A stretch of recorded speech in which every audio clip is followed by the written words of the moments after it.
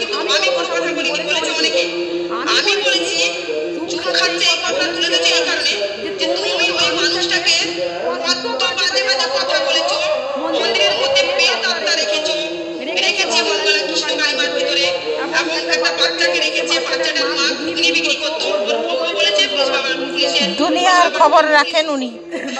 ঠিক আছে, তুই সেসব বুঝিস না, উনি একটা সাধিকা, দুনিয়ার খবর রাখেন। বুঝেছিস? আর শ্যামামার ভক্তরা সবাই জানে যে শ্যামা মা অল ইন্ডিয়া সেন্টার।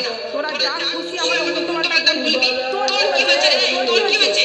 আমি কি তোকে নিয়ে করেছি? আমি কি তোকে কিছু বলেছি? হ্যাঁ, তুই আমাকে জ্ঞান দিবি, তুই আমাকে শেখাবি। হ্যাঁ, তুই শেখাবি আমাকে? কে রে? কোন ভাষা তুই আমাকে শেখাবি?